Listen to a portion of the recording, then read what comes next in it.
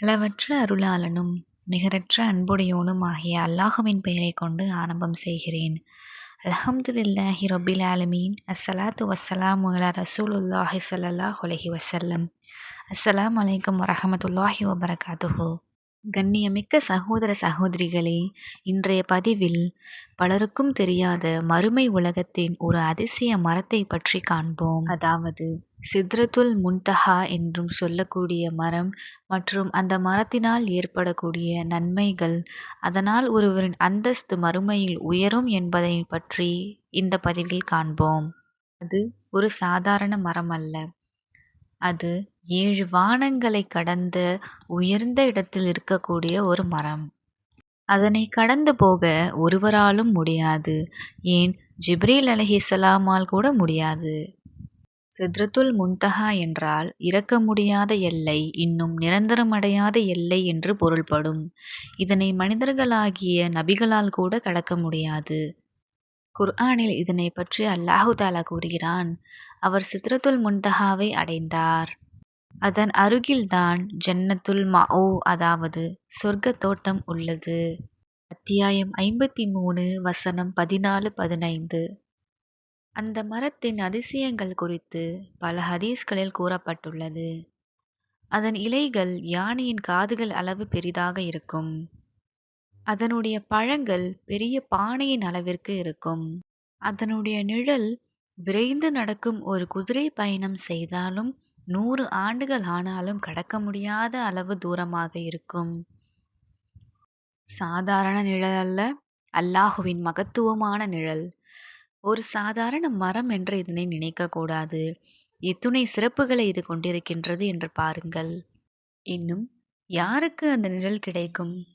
நபி ஸல்லல்லாஹு அலைஹி வஸல்லம் அவர்கள் கூறினார்கள், ஜன்னத்தில் சித்ரத்துல் முன்தஹாவின் நிழலில் இருப்பவர்கள் தகராறில் வெற்றியை விட மன்னிப்பை தேர்ந்தெடுத்தவர்கள் ஆவார். ஆதாரம் சஹீஹ் அல் ஹாக்கிம். இதனுடைய விளக்கம் என்னவென்றால், ஒருவர் வெற்றி பெறுவதற்கு நேர்மையான வழியை பின்பற்ற வேண்டும். இன்னும் வெற்றி பெறும் நேரத்தில் மன்னிக்க வாய்ப்பு கிடைத்தால் அந்த எதிராளியை மன்னிக்க வேண்டும். இன்னும் அல்லாஹுவிற்காக மன்னித்து சத்தம் செய்யாமல் அந்த இடத்தை கடந்து சென்றவர்கள். நிச்சயமாக வாதத்தின் மூலம் ஒரு வெற்றியை அடைவது சரியல்ல. மாறாக சப்ராக இருந்தால் நிச்சயமாக அல்லாஹ் அதற்குரிய கூலியை தருவான். அவர்களுக்குத்தான் அந்த மரத்தின் நிழலில் இருக்க சிறப்பு தரப்படுகிறது. ஏன் இந்த பதவியை அல்லாஹு தஆலா கொடுக்கிறான் என்றால், நிச்சயமாக அனைவரும் அறிந்த விஷயம், மன்னிப்பது என்பது கடினமானது. சிலர் குர்ஆன் ஓதுவார்கள், சிலர் தானம் கொடுப்பார்கள், இன்னும் சிலர் ரமலான் மாதத்தில் நோன்பு நோற்பார்கள். ஆனால் வெற்றி பெறும் தருணத்தில் நான் அல்லாஹ்விற்காக மன்னிக்கிறேன் என்று சொல்வது மிக உயர்ந்த நிலையாகும். அதனால்தான் மறுமையில் அதற்கு கிடைக்கும் பதவியும் மிக உயர்ந்தது. அதாவது சிதறத்துல் முன்தஹாவின் நிழல். இந்த பதவியை மறுமையில் ஒவ்வொரு முஸ்லிமும் அடைய 3 விஷயங்கள் உள்ளது. முதலாவது, வாதத்தில் வெற்றி பெற முடிந்தாலும் அமைதியாக இருக்க வேண்டும். உனக்கு தவறு செய்தவரையும் அல்லாஹுவிற்காக மன்னிக்க வேண்டும். உன் மனம் என் அகங்காரம் கோபமாகிறது என்று சொன்னாலும் உன் உள்ளம் சொல்லட்டும், எனக்கு அல்லாஹ் மற்றும் சித்ரத்துல் முன்தஹாவின் நிழல் போதும் என்று.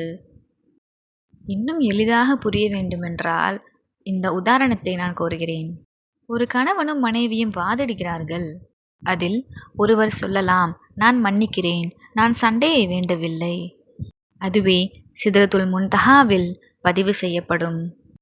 எனவே கண்ணியத்திற்குரியவர்களே, ஒரு நண்பன் தவறு செய்தாலும், தாய் தந்தை உங்களை கடுமையாக பேசினாலும், உடன் பிறந்தவர் துன்பப்படுத்தினாலும் மார்க்க வழிக்காக அவர்களை மன்னித்து விடுங்கள்.